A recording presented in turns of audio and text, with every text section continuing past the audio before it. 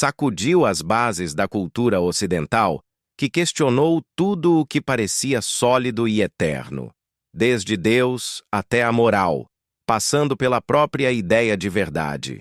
Nietzsche não veio para confortar, veio para provocar, para cutucar as feridas mais profundas da existência humana e nos obrigar a encarar o abismo que carregamos dentro de nós. Imagine um homem que, ainda jovem, perdeu o pai e viu a fragilidade da vida de perto, que cresceu numa educação rígida e religiosa, mas que, em vez de se conformar, decidiu romper com tudo aquilo que lhe foi imposto.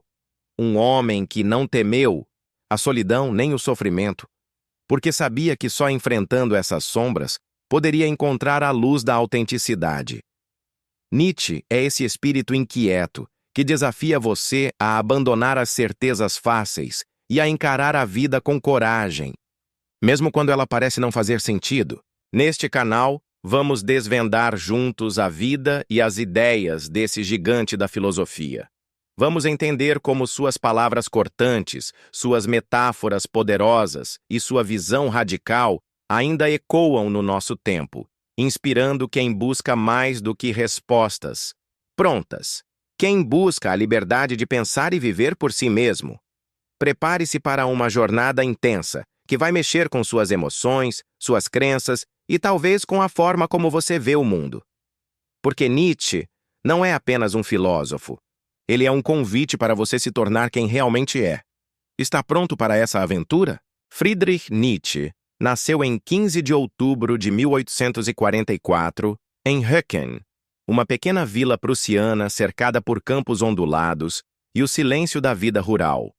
Filho de Karl Ludwig Nietzsche, um respeitado pastor luterano, e Franziska Euler, Friedrich, cresceu em um ambiente marcado pela fé, pela disciplina e pelo peso das expectativas familiares. O pai, figura central em sua infância, era admirado na comunidade pelo zelo religioso e pela retórica envolvente nos sermões dominicais.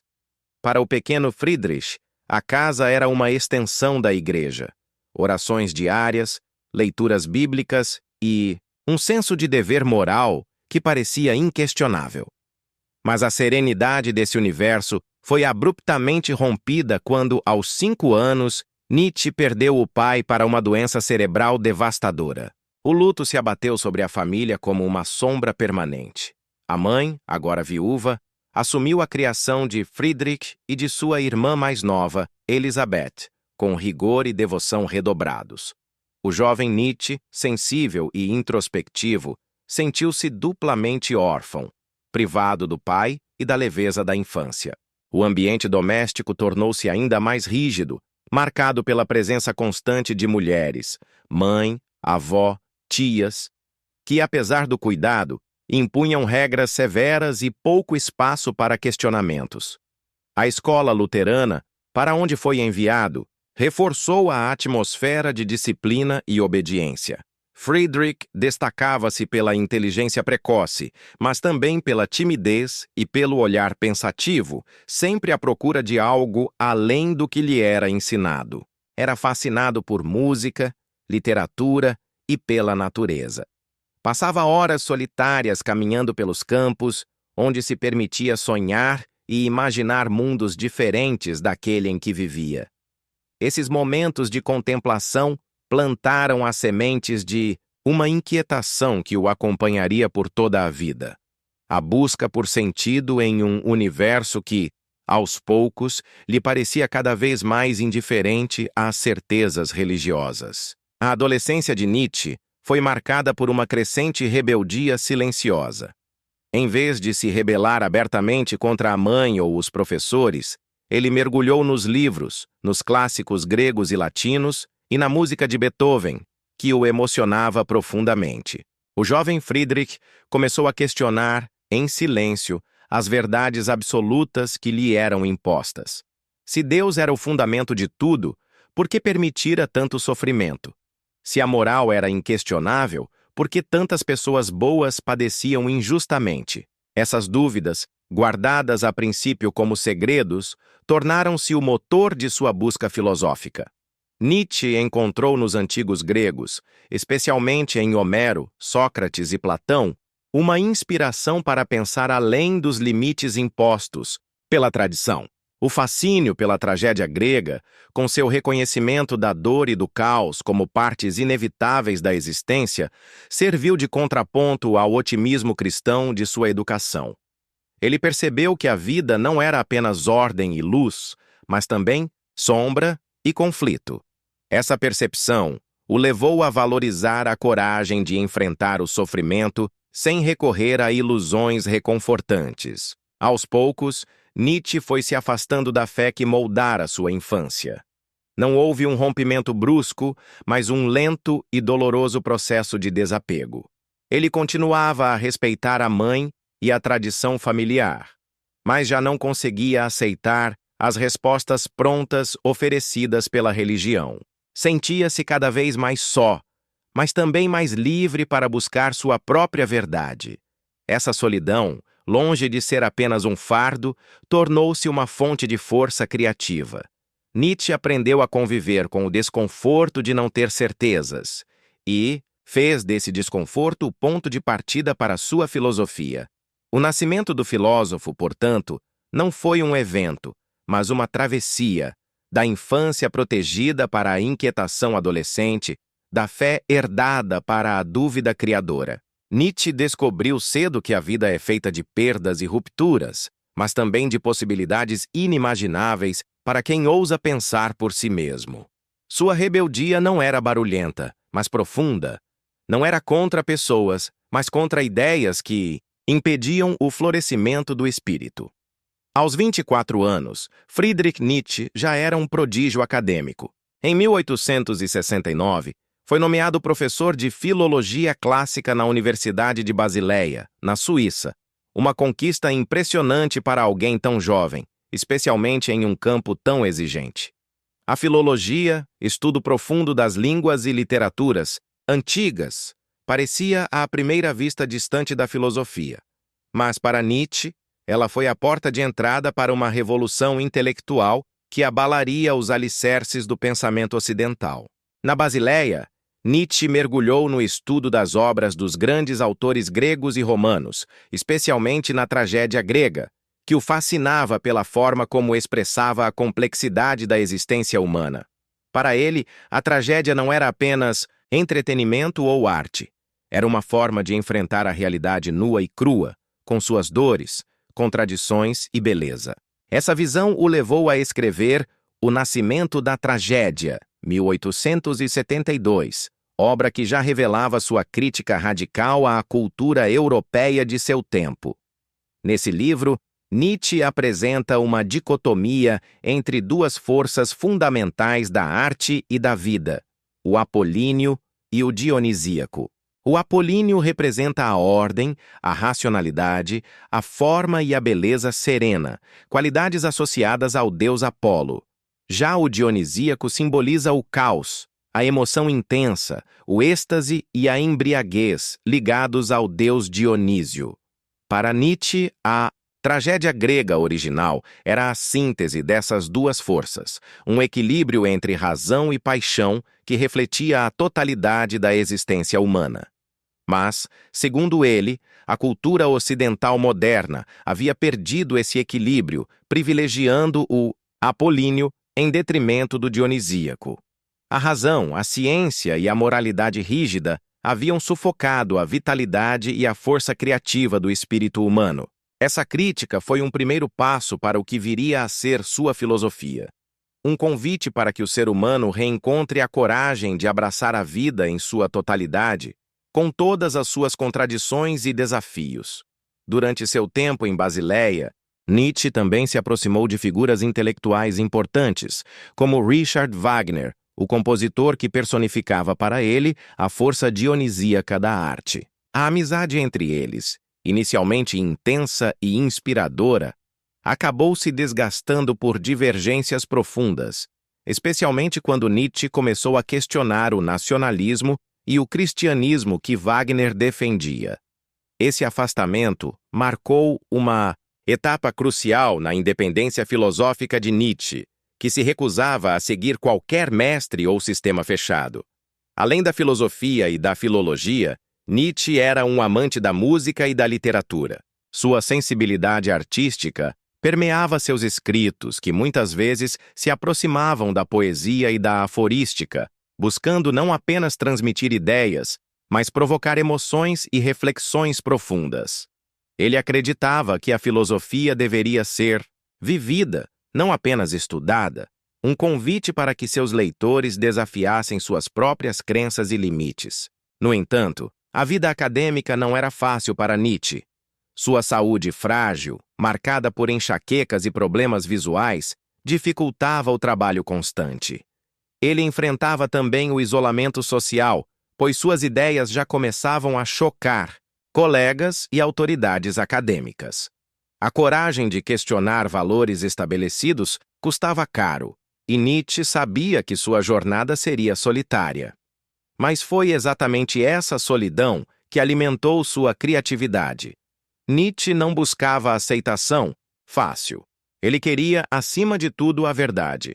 Mesmo que essa verdade fosse desconfortável, perturbadora e revolucionária. Sua trajetória em Basileia foi o laboratório onde ele começou a forjar as ferramentas para desmontar as ilusões da cultura ocidental e propor uma nova forma de pensar a existência.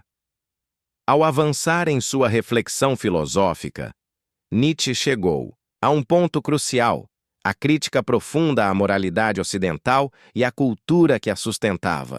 Em uma Europa do século XIX, marcada pela crise dos valores tradicionais, ele proclamou uma frase que chocou e continua a provocar debates até hoje: Deus está morto. Essa afirmação não era um mero ateísmo simplista, mas um diagnóstico dramático sobre o colapso das certezas que até então davam sentido à vida das pessoas. Nietzsche observava que a fé cristã, que por séculos havia sido o alicerce moral e metafísico da cultura ocidental, começava a perder seu poder diante do avanço da ciência, do racionalismo e do pensamento crítico. A morte de Deus simbolizava a perda de um fundamento absoluto para a verdade e os valores. Sem esse fundamento, o mundo parecia vazio, sem propósito, e a humanidade enfrentava o risco do niilismo, a sensação de que a vida não tem sentido, valor ou direção. Mas por que essa crise era tão profunda? Nietzsche argumentava que a moralidade cristã, que ele chamava de moralidade de rebanho, ou moralidade de escravos, havia invertido os valores naturais da vida. O que antes era considerado forte, corajoso e afirmativo da vida passou a ser visto como mal. O que era fraco, submisso e humilde tornou-se bom. Essa inversão, segundo ele, enfraqueceu o ser humano, negando seus instintos vitais e sua vontade de poder, a força criadora que impulsiona a vida para a superação e a expansão. Nietzsche via essa moralidade como uma criação das classes oprimidas, que projetavam seus valores de submissão e obediência a um Deus transcendental para controlar e limitar os mais fortes e criativos.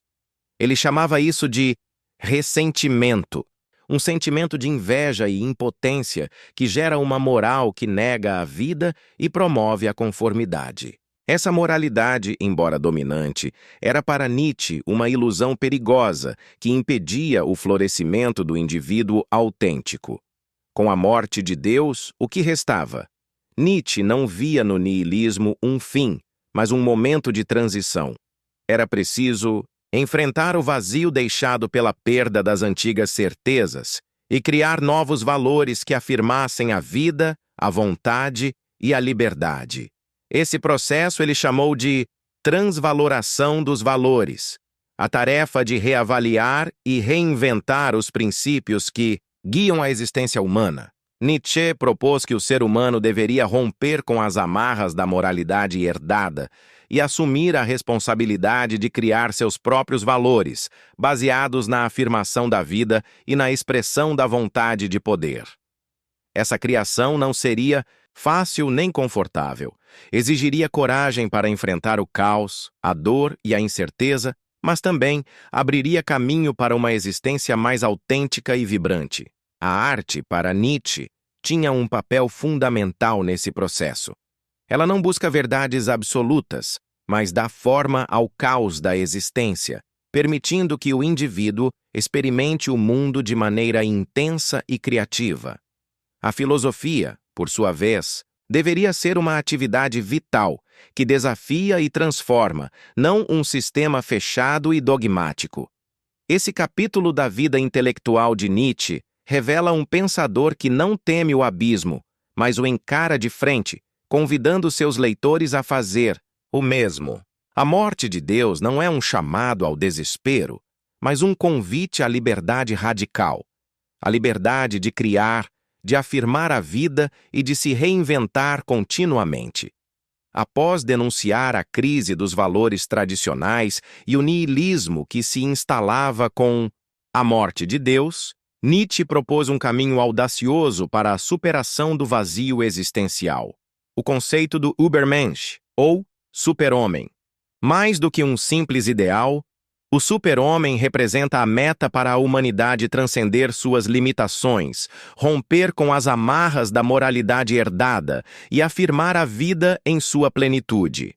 Nietzsche usou o termo Übermensch pela primeira vez de forma sistemática em sua obra Assim Falou Zaratustra, onde apresenta essa figura como alguém que vai além do homem comum, um ser que cria seus próprios valores e vive segundo sua vontade, sem depender de normas externas ou dogmas. O super-homem não é uma entidade fixa ou um estado final, mas um processo contínuo de autossuperação, a capacidade de se reinventar constantemente, de ultrapassar os próprios limites e de afirmar a existência com coragem e criatividade. No coração dessa filosofia está a vontade de poder, Wille zur Macht, que Nietzsche descreve como a força fundamental que impulsiona toda a vida. Essa vontade não é apenas desejo de dominação externa, mas a expressão da força interior que busca crescer, expandir-se e transformar. Para o super-homem, a vontade de poder é a energia vital que o leva a criar novos valores, a desafiar as convenções e a viver intensamente, mesmo diante do sofrimento e da incerteza. Nietzsche rejeita a ideia de felicidade como objetivo maior da vida, pois vê a felicidade como um estado passivo e efêmero destinado às massas. Para o super-homem, o verdadeiro valor está no amor à luta, ao perigo e ao desafio constante. Ele abraça o risco e a adversidade como oportunidades para se fortalecer e se afirmar. Essa postura radical contrasta com a moralidade tradicional, que valoriza a segurança, a humildade e a conformidade. Outro aspecto fundamental do super-homem é o amor fati, o amor ao destino. Essa ideia significa aceitar a vida com todas, as suas dores, erros e limitações, sem arrependimentos ou desejos de mudança. O super-homem diz sim à vida, abraçando cada experiência como parte essencial de sua existência e de seu crescimento. Essa aceitação radical é o oposto da negação da vida presente, típica das religiões e filosofias que prometem recompensas em um além. Nietzsche também critica a ideia de igualdade e a busca pela elevação da humanidade como um todo. Para ele, a humanidade é uma abstração, um formigueiro de indivíduos, muitos dos quais medíocres e conformistas. O esforço deve ser direcionado ao desenvolvimento dos indivíduos superiores, aqueles capazes de se elevar acima da massa e de criar novos valores para a humanidade. O super-homem é esse indivíduo excepcional, que não se une a qualquer um, mas busca parceiros igualmente fortes para continuar a evolução da espécie. A educação, para Nietzsche, deve ser rigorosa e disciplinada, preparando o corpo e a alma para essa luta constante. O super-homem é alguém que domina suas paixões e sua vontade, que não se deixa dominar por sentimentos passageiros como o amor romântico, visto por Nietzsche como um possível impedimento ao bom senso e à autonomia do indivíduo superior. Essa visão controversa reforça a ideia de que o super-homem vive sob regras próprias, distantes das convenções sociais comuns. Em resumo, o super-homem nietzschiano é um convite à coragem, à criatividade e à autoafirmação. Ele representa a possibilidade de transcender o niilismo e a mediocridade, construindo uma existência autêntica e vibrante. Nietzsche nos desafia a abandonar as ilusões e a enfrentar a vida com olhos abertos, criando nossos próprios caminhos e significados.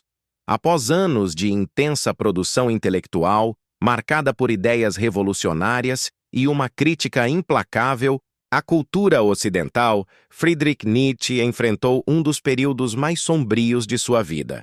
A partir de 1889, sua saúde mental começou a se deteriorar rapidamente, culminando em um colapso que o afastou para sempre do mundo acadêmico e público. Este capítulo final da sua trajetória revela não apenas a fragilidade do homem por trás do gênio, mas também o impacto duradouro de suas ideias que continuam a ressoar no pensamento contemporâneo. Nietzsche viveu seus últimos anos em isolamento, sob os cuidados da mãe e depois da irmã Elizabeth. A crise que o acometeu foi devastadora. Ele sofreu um colapso mental em Turim, na Itália, quando presenciou o sofrimento de um cavalo espancado, gesto que simboliza sua profunda sensibilidade e empatia. A partir daí, Nietzsche passou a viver em um estado de confusão e demência, incapaz de continuar seu trabalho filosófico. Essa fase é marcada por cartas e escritos fragmentados, que refletem uma mente em conflito, mas ainda carregada de uma intensidade emocional singular. Apesar da tragédia pessoal, o legado de Nietzsche não se apagou. Suas obras, publicadas majoritariamente entre 1872 e 1888, já haviam começado a influenciar pensadores, artistas e escritores, embora seu reconhecimento público só tenha crescido após sua morte. Nietzsche não deixou seguidores diretos, nem uma escola filosófica formal, mas suas ideias abriram caminho para correntes como o existencialismo, o pós-estruturalismo e a filosofia pós-moderna.